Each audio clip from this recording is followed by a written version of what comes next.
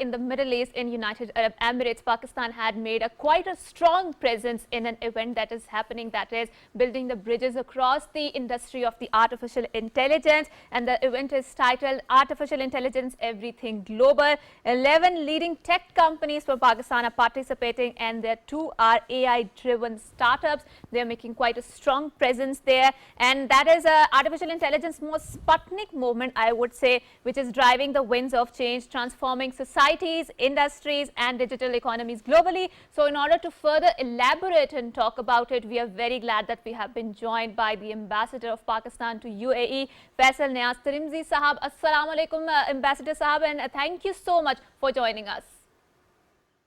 Walaikum salam, and a very good morning to all of you and all the viewers from Abu Dhabi.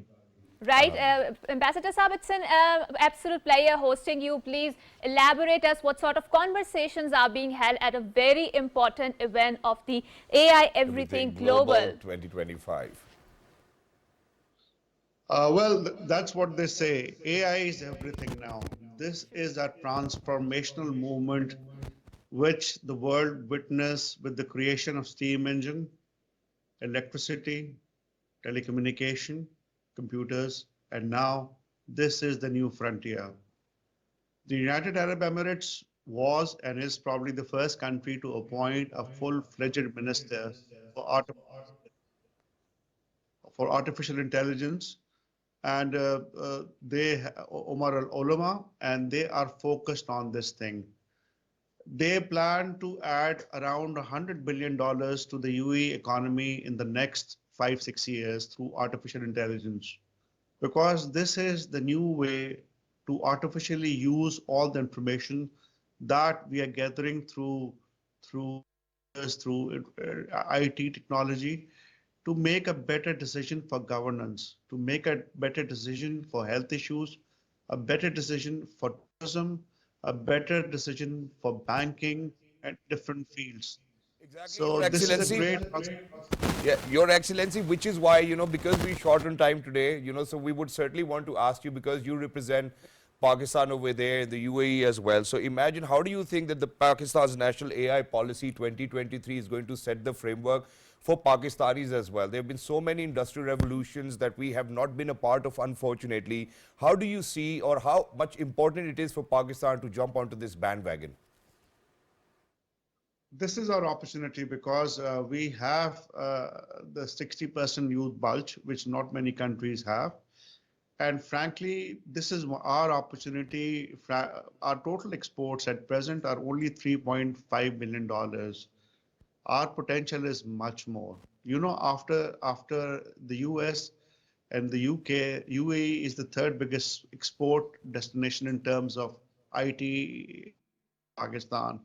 So we have joined it because there was a big exhibition in Dubai a couple of months ago, GITEX, where Pakistan was declared the tech destination, and we had a big presence. So this time we have over 11 companies here, two specifically dealing with AI, and now they have signed deals with their counterparts from all across the world to showcase Pakistan that we have the potential to improve, to contribute to the global economy.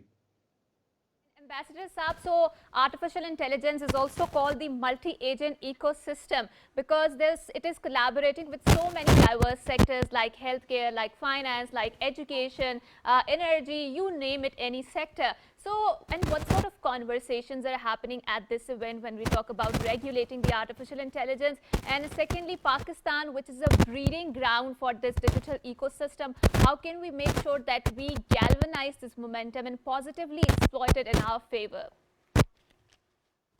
Well, that's what the whole theme of this conference was, to make the connections between the Pakistani companies and their counterparts, not only in the Gulf, but globally, because all major IT companies were represented in this global AI exhibition. And that's what we are trying to do, that we have the expertise and we can contribute, because the world will be transformed. If you want to see the effect of artificial intelligence, you have to come to this country where everything is being driven through a click of a button through your smartphone. And that's what we said, that we have the potential to make the connections between people who are working on artificial intelligence in Pakistan with their counterparts all across the world. And of course, the chairman of Pakistan Software Export Board was also here. He had a number of meetings. He also spoke on a number of forums,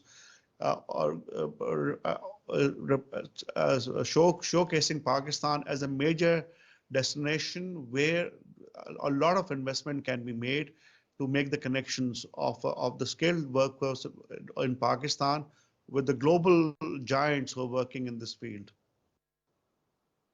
Your Excellency, in addition to this, where you actually have pointed out that our IT exports last year was at $3.5 billion, and certainly we can serve the purpose of be a breeding ground. How do you think that global collaborations with Pakistan and UAE can actually help us within AI partnerships, and how do you think that we can reach out better in bigger goals?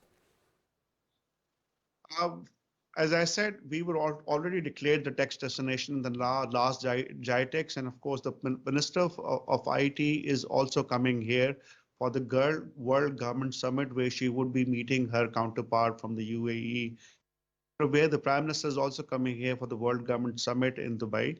So Pakistan will also be showcasing, will be carrying forward the momentum that it started from GITEX to Global AI to the World Government Summit, to offer Pakistan as a major destination for investments, because that's what we have. We have the youth bulge. We have the universities which are producing, some of the universities are really producing world-class people who are working in artificial intelligence, like NUST, like LUMS, a few institutes like FAST. So we have to make those connections. And this is an opportunity for the Minister for IT, for the Prime Minister, to carry forward those discussions which had started 6 months ago in Dubai to the next level at the World Government Summit in Dubai on the 11th and 12th of this month.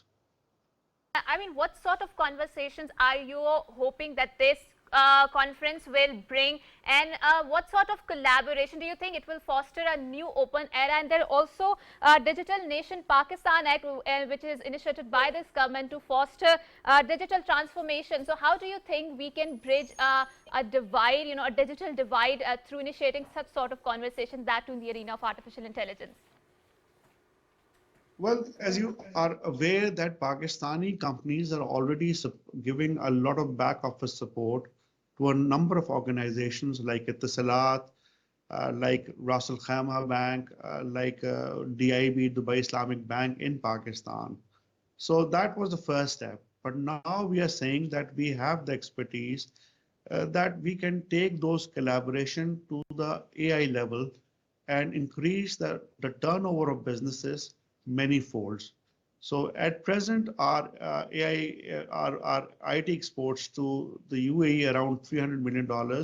We are hoping to cross the magical figure of $1 billion within this year. And frankly, once that's what happens with all businesses, that once it takes momentum, when technology is coming, you make it, the progress is exponential. And that is what we are offering Pakistan right now through this, our participation in these conferences at technical level as well as at the political level. Exactly. And Your Excellency, in addition to this, obviously, I would want to speak about two major issues. And number one, obviously, how do you think that we're going to invest?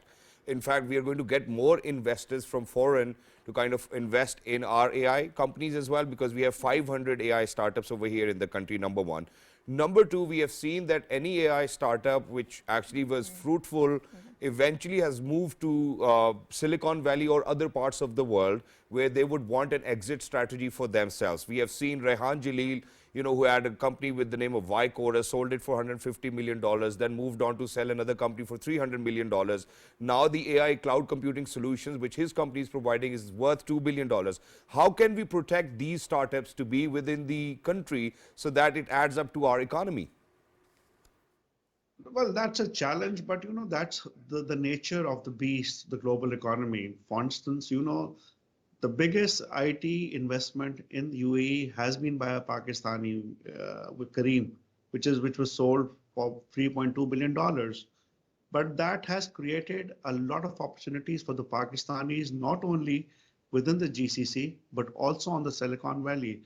So we have to create an environment within Pakistan that those companies could stay here, but we cannot cater only in this global world to a domestic market.